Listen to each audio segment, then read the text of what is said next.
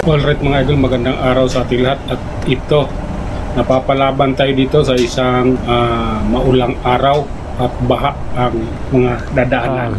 Okay mga idol, so mayroon tayong info na nakuha ang Balintawak ay hindi pwedeng daanan ng anumang klaseng sasakyan dahil nisip ko lang yung Balintawak sa tao yung kung bumaba na ba yung tubig. Ganun pa man, papasok may ako puso sa yung tubig eh. Makati, kaya kailangan kong lusobin ito. At ang ibang lugar dito sa Metro Manila ay umaapaw na, lalong-lalo na yung Lamisa Dam at saka yung Angat Dam. Oh my God. Umaapaw na. Panoorin nyo ito, mixing video.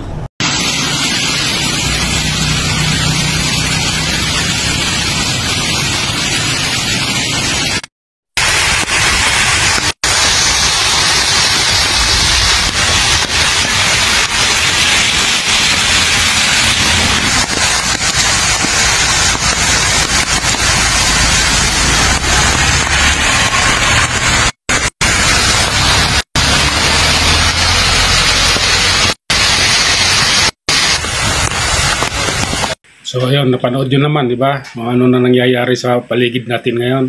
Buong Metro Manila ngayon, halos binaha lahat. Yung Lamisa Dam,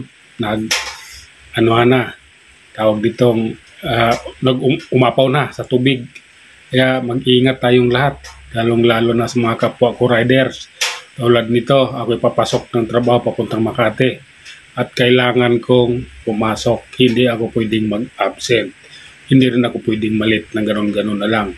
Kaya kailangan kong suungin ito, hahanapin yung daan na po pwedeng daanan kung paano ako makarating ng Makati sa ganon ay makapasok ako. Dahil yung Balintawak ay lampas tao yung tubig.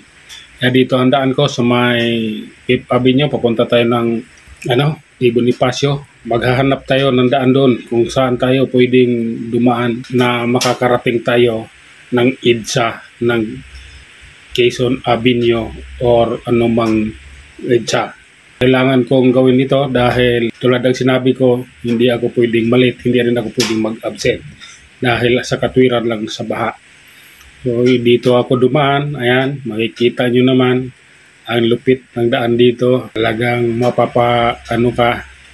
problema pa yung motor ko, yung signal light niya sa right side hindi gumagana, sira. Kaya delikado, hindi tayo makakaliko ng pakanan basta-basta. Kailangan nating silipin sa ating side mirror. Ganun pa man, paalala ko lang sa lahat ng kapwa ko riders, lahat ng motorista, lalong-lalo na sa mga oras na ito, mag-ingat po tayo dahil yung ulan hindi tumitigil. So, papahinga lang tapos baba na tuli. Andito na tayo sa may Bonifacio, kita nyo naman, kalagayan dito. Papunta ako ang pinakatumbok ko ngayon ay Mayon. O kaya Retiro. Magre-retiro ako, dadaan. Kung kaya kong dumaan sa may Banawi. Kung hindi, lumiko tayo doon sa may maraming daanan dyan. Kung paano tayo makarating ng Welcome Rotunda nang hindi tayo maabala ng baha. Alright mga idol, yun lang. Paalala ko sa lahat. Mag-ingat at basa ang kalsada. Mag-ingat tayong lahat. Marami ng bahay na pinasok ng tubig baha.